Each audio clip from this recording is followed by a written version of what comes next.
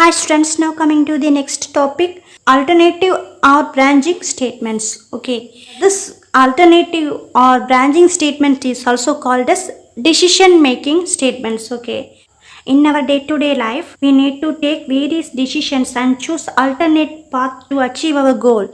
For example, you are standing here and this is your home. So this is the road. Okay, now you want to go to your home, but the road is blocked, so you can't go this way. Then what will you do? So you are taking alternative path to reach your home. Okay, it is called decision making. The same thing you are going to learn in this topic. Alternative or branching means it having two or more choices. Finally, you will get only one result as an output based on the condition. Okay, which means here one condition is given. Okay, condition is given. For example, if you want to find out the given number is odd or even, this is odd, this is even. So if this condition is true, you have to take that number is even. If that condition is false, you have to take that number is odd. Okay, so these statements are executed based on the condition. Okay, based on the condition.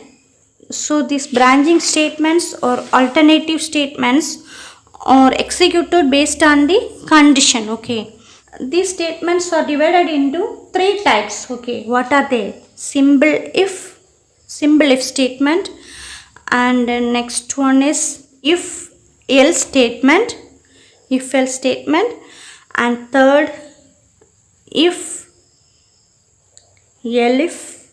else, which means if else. Okay, a simple if else, if else. Okay, so first let us see about simple if statement. Okay, the simple if is the simplest of all decision making statements. Okay, simplest of all decision making statements. So right here, decision making. Okay, decision making statement. So the simple if is the simplest of all decision making statements. Okay, this is simple if statement. Here condition will be given in the form of relational or logical expression. Okay, condition will be given in the form of relational or logical expression. Okay, relational or logical expression. Relational and logical expression means what? Condition will be given like this: a is less than or equal to 10, x is equal to 5. Okay, let us see this index for simple if statement. Write if, and next here write condition, and then here write colon symbol. After that write statements. Okay, statements. So this is block 1. Okay, here one condition is given and statements are given. If this condition is true, then the block 1 statements will be executed. Otherwise, it will be terminated. Okay, if this condition is true, then block 1 statements will be executed. Otherwise, nothing happens here. Okay, let's see one program. This is the program to check the age and print whether eligible for voting. First, the input function is given. X is the variable, and int input enter your age. Okay, the Python interpreter asks to you enter your age. Next, if condition is given here. See here, this is the if condition. If condition is given, what condition? X is greater than or equal to 18. X means what? X is your age. Okay, your age is greater than or equal to 18. Check this condition. Okay, 18 means what? This is the eligible age for voting. Above 18 age is the eligible age for voting. So here 18 is given, and next print you are eligible for voting. So see the output. First enter your age. Enter your age. Here you have to enter your age. Okay, suppose your age is 25. Now x equal to what? 25. Here write 25 is greater than or equal to 18. This condition is true or false? 25 is greater than 18. Okay, so this condition is true. So if this condition is true, then you have to execute the statement. Okay, what is the statement? You are eligible for voting. So right here, you are eligible for voting. Okay, this is the output. Suppose you are giving your age as 13. Okay, not 25, 30. Now x equal to what? 13. Check this condition. 13 is greater than or equal to 18. This condition is true or not? 13 is not greater than 18. So this condition is false. Get enter your age 13, and next if this condition is false, there is no output will be printed. Okay, you will get like this. Only this Python prompt will be displayed on the output screen, because this program does not check the alternative process when the condition is failed. Okay, now if this condition is true, then the statement will be executed. If that condition is false, no output will be printed on the output screen. Okay, because here if part only is given, else part is not given. Okay, so if this condition is true, then you have to execute the statements. Otherwise, no output will be printed on the output screen. Okay, so next, see about if-else statement. It having two blocks. What are they? True block and false block. It provides control to check the true block as well as false block. If-else statements having two blocks, true block and false block. Okay, which means it provides two possibilities, and the condition determines which block is to be executed. Okay, if the given condition is true, then block 1 statements will be executed. If the condition is false, then block 2 statements will be executed. Okay, simple if statement having block 1 statements only. Okay, true block only. But if else statements having block 1 and block 2 statements, which means it having true block as well as false block. Okay, let's see this index for if else statement. If this is if, here write condition. Okay, here write condition, next write colon symbol, and here write the statements. Statements means block 1 statements, true block statements. Okay, and next write else colon and statements block 2. Okay, this is block 2 statements. This is true statements, this is false statements. Okay, you have to check this condition. If this condition is true, then you have to execute these statements. Okay, if that condition is false, you have to execute these statements. It is similar to the conditional operator. How will you write this index for conditional operator? This is the syntax for conditional operator. I already explained about this conditional operator in the previous chapter. This is the variable, this is the condition. If this condition is true, then you have to take this value. If this condition is false, then you have to take this value. Okay, this is true value, this is false value. So this if else statement is similar to this conditional operator. Okay, so this is the flowchart of if else statement. You have to start from here entry, and next here condition is given. Condition, if this condition is true, which means if condition. Okay, if this condition is true, then you have to execute these statements. Okay, block 1 statements. If this condition is false, it executes block 2 statements. Okay, if this condition is true, then block 1 statement will be executed. If this condition is false, then block 2 statements will be executed. Okay, after that exit. Okay, so this is the flowchart of if else statement. Let's see one program. Okay, this is the program to find the given number is odd or even. Okay, odd or even. first give the input function. A is equal to int input, enter any number. Write the output here. Enter any number. Enter any number. Let us assume 30. Okay. So A is equal to what? 30. Next condition is given. A modulus 2 is equal to 0. A means what? 30. Okay. So 30 modulus 2 is equal to 0. Okay. Modulus means what? You have to take the remainder value. So you have to divide 30 by 2 and take the remainder value. Check that remainder value is equal to 0 or not.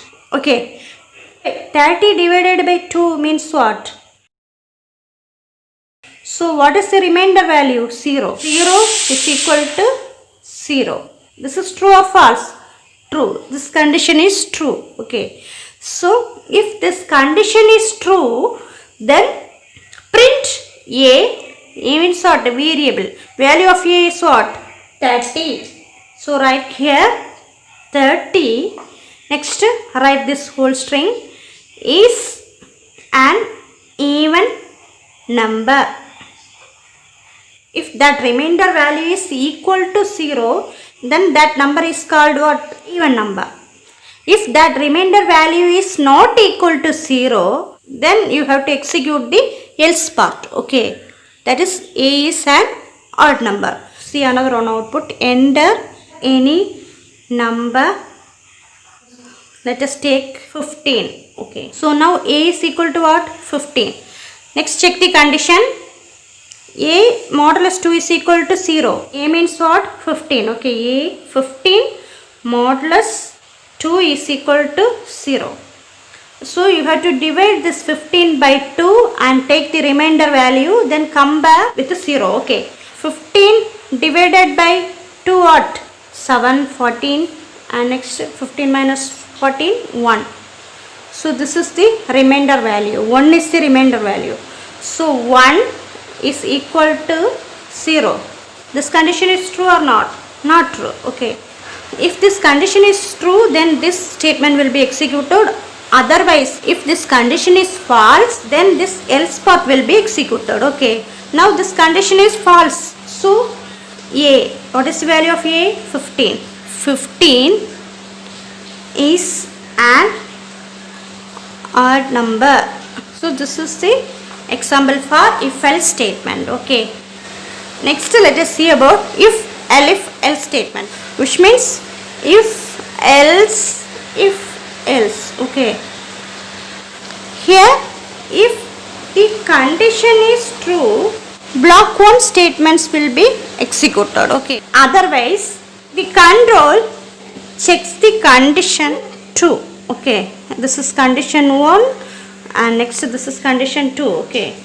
If it is true, if this second condition is true, then block 2 statements will be executed. Okay. And even if it fails, if this condition is also fails, then else part will be executed. Okay. So it check the condition first. Okay. If that condition is true, then true block will be executed. True block will be executed. Otherwise, if this condition is false, then it checks another one condition.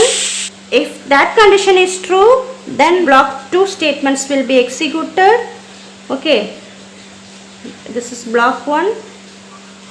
This is block 2. If this condition is also fails, then it checks the else part. Okay. This is the else part, false part. Okay. So this is the flow chart. This is the if condition. If this condition is true, then block 1 statements will be executed. Okay. Otherwise, if condition is false, then there will be next condition, that is elif. Okay.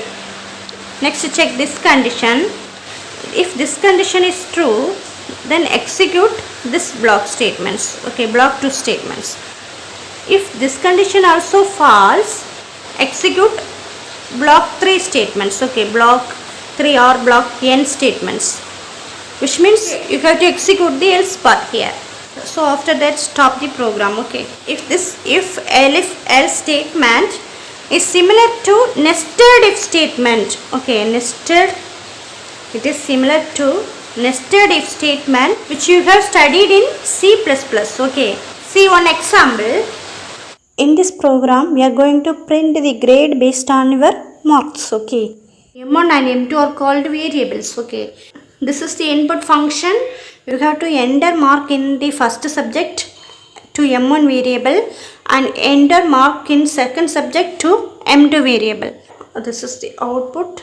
Enter mark in first subject. Okay, here write your mark 60. The Python interpreter asks to you to enter your first subject mark. Okay, so you are giving your mark as an input, that is 60. Okay, what is the value for m1 variable? m1 is equal to 60. Okay, next enter mark in second subject.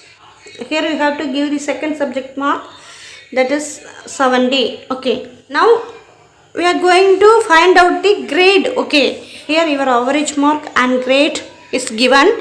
If your mark is greater than or equal to 80 and above, you will get grade A. If your mark greater than or equal to 70 and less than 80, then your grade is B. If your mark is greater than or equal to 60 and less than 70, then your grade is C.